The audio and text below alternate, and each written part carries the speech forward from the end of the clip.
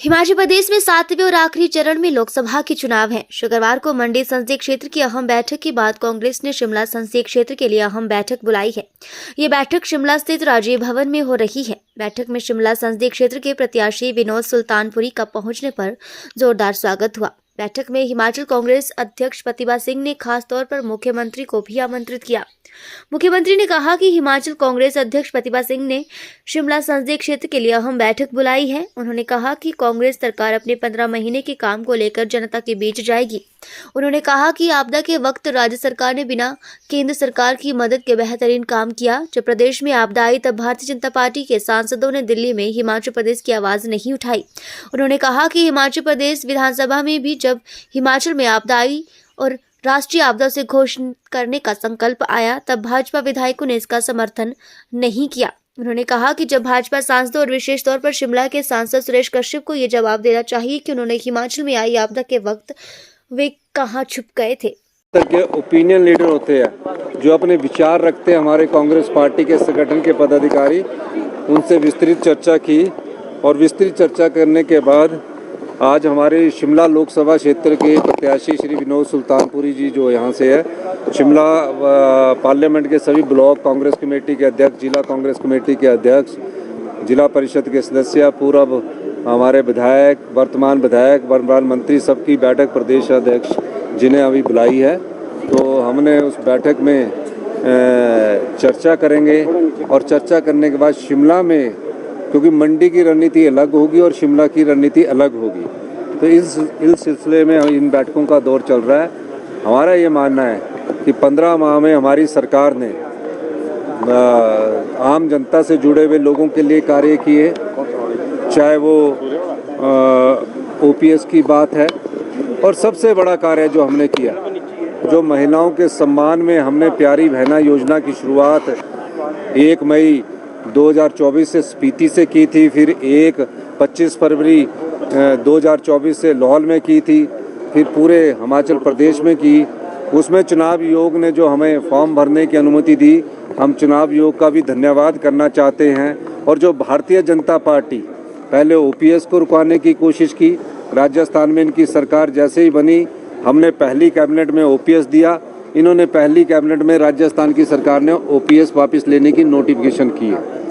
हमने 1500 रुपया अपनी प्यारी बहनों को देने की बात की है। हमने कोई 15 लाख रुपया देने की बात नहीं की थी कि सबके खाते में 15 लाख रुपया जाएंगे। हमने 1500 रुपये देने की बात की है और 1500 रुपया लाहौल स्पीति की सारी बहनों के खातों में चला गया है। और 2,37,000 महिलाओं का, जिनको 1,000 रुपया पेंशन मिलती थी, उनके खाते में भी 1500 रुपया चला गया है।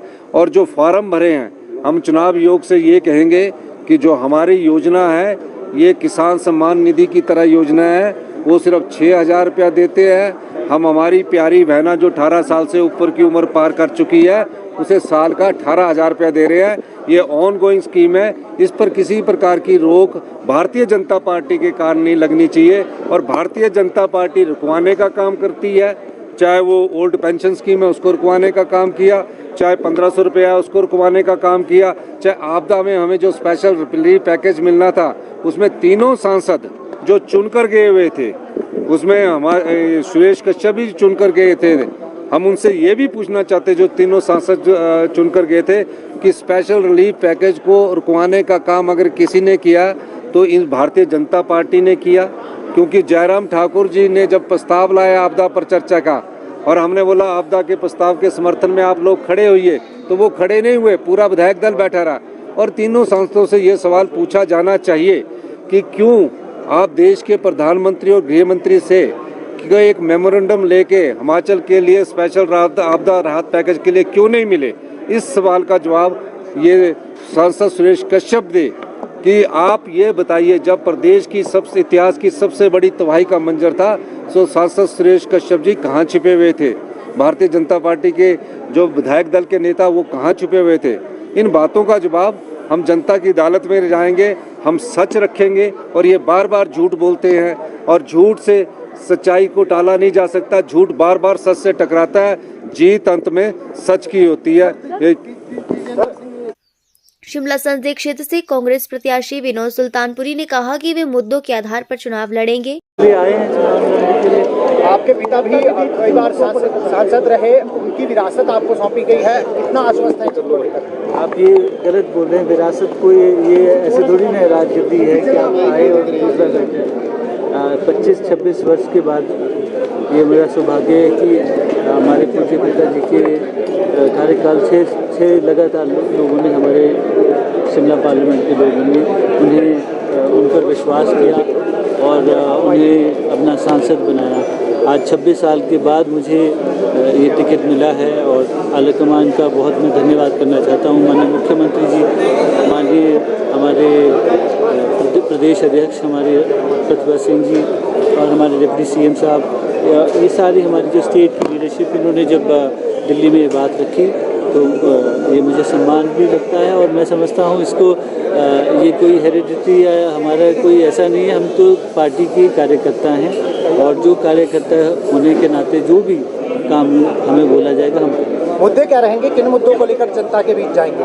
देखिए, ऐसा है, हम अगर हमें देखने को मिला जिस तरह का इन्होंने कार्यक्रम या कार्यकाल रहा, चाहे त्रासदी के समय उनकी एब्सेंस रही और एक सही मायने में रिप्रेजेंटेशन की जो लैक मैं समझता हूँ कमी रही है, उसको देखना पड़ेगा। क्योंकि हमारे जो सांसद अभी रहे हैं, जब त्रासदी हुई तो एक शब्द उनके द्वारा नहीं गया और मैं तो कई बार इसके बारे में भी बात कर चुका हूँ। मेरे विधानसभा की स्पीचेस में मैंने कई बार उसके बारे में उल्लेख भी किया है कि जो हमारे सांसद हैं उन्होंने अपनी बात हमारे जो लोगों की समस्याएं हैं उसके बारे में कभी जिक्र ही नहीं किया।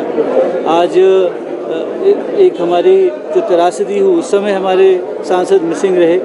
उसके बाद मैं राष्ट्रीय उच्च मार्ग के बारे में भी बात करना चाहता हूं, जिसमें आपने देखा होगा कि मेरी कसौली कॉन्स्टिट्यूंसी में धर्मपुर में 5 लोग सड़क पे चल रहे थे और उनके ऊपर सड़क के ऊपर उनके ऊपर गाड़ी ने उन्हें रौंद दिया।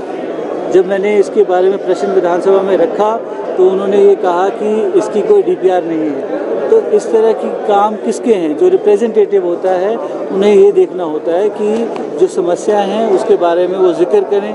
उनके जो प्रश्न पार्लियामेंट में होने चाहिए थे वो नहीं रहे। इस तरह की जो मैं समझता हूँ जो निष्क्रिय तरीका रहा है उसको हम नहीं होने देंगे और हमारी जो कॉन्स्टिट्यूंसी है वो वेल रिप्रेजेंटेड रहेगी हमारे पार्लियामेंट। देखिए, ऐसे इस तरह की बातें मैं समझता हूँ जब आपने जनता की जो बात है वही आपको आगे रखनी है। अगर उनकी कोई समस्या है या कोई भी इस तरह की बातें हैं, ये उनकी जिम्मेदारी बनती है, वो कोई भी हो। मैं समझता हूँ एक रिप्रेजेंटेटिव होने के नाते जो लोगों का मत होता है उसके बारे में आपको चर्चा करनी होती है। इसके लिए क्रेडिट लेने की कोई ज़रूरत नहीं होती। वहाँ पे हमारी डिस्कशन हो रही है।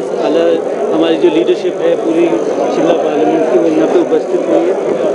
डिस्कशन होगा और जो हमारा टूर प्रोग्राम है वो फाइनलाइज होगा और जिस तरह की यहाँ पे बातें आ रही हैं, हमें अपने इलाके को कैसे आगे ले जाना है इसके ऊपर हम पूरा मंथन भी कर रहे हैं और जो इसमें कमी रही है इसलिए मैं समझता हूँ जो हमारे रिप्रेजेंटेटिव एज एमपी रहे हैं उन्हें बहुत बड़ा मैंडेट मिला था, पर मुझे लगता है उन्होंने अपनी बात सही तरीके से पार्लियामेंट में नहीं रख पाए। इस तरह का जो गैप है वो नहीं रहेगा और निडरता से शिमला पार्लियामेंट की बात रखी जाएगी।